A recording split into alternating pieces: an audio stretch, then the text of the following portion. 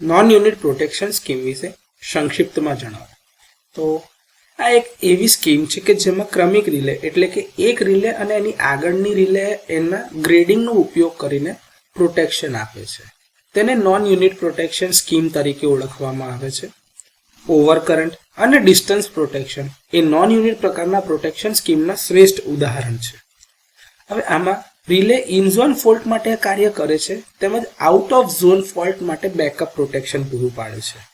આ પ્રથા અથવા તો આ પ્રકારની યોજના અથવા તો આયોજનને રિલે કોઓર્ડિનેશન તરીકે ઓળખવામાં આવે છે. આમાં કેવું હોય કે એક લોડ એન્ડ ઉપરની રિલે જે છે પોતાના ઝોનમાં તો ફોલ્ટ થાય ત્યારે પ્રાઇમરી પ્રોટેક્શન આપે, પણ કોઈ કારણસર જો એ ફોલ્ટ પ્રોટેક્શન ન આપી શકતી હોય રિલે તો એને આગળના સેક્શનની રિલે એના માટે બેકઅપ આપતી હોય. આ જ રિલેની આગળની રિલે એના માટે બેકઅપ હોય. આવી રીતે કરતા કરતા લોડથી સોર્સ સુધીની બધી રિલે એકબીજા સાથે કોઓર્ડિનેટ કરેલી હોય. આને રિલે કોઓર્ડિનેશન કહેવામાં આવે છે.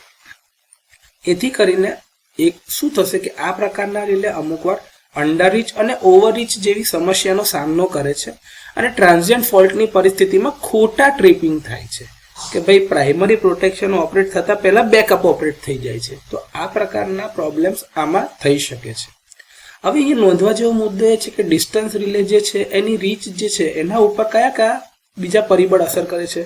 તો કે એના ઉપર અસર કરતા પરિબળમાં છે ફોલ્ટનો રેઝિસ્ટન્સ, મ્યુચ્યુઅલ ઝીરો સિક્વન્સનું કપલિંગ, શન્ટ કેપેસિટન્સ અને રિમોટ ઇનફીડ કે જે રિન્યુએબલ ઉર્જાના સ્ત્રોત જેમ કે સોલાર છે કે વિન્ડ છે એના દ્વારા આવતા હોય. તો આના લીધે ડિસ્ટન્સ રિલેની રીચ પર અસર પડે છે અને ડિસ્ટન્સ રિલે પોતાની જે લાઇન ઓફ પ્રોટેક્શન કે જે પોતાનો એરિયા છે જેમાં એનું ઓપરેટ થવાનું છે ત્યાં પ્રોટેક્શન પૂરેપૂરું આપી શકતું નથી. તો નોન યુનિટ પ્રોટેક્શન સ્કીમ વિશે આ થોડી બેસિક માહિતી છે.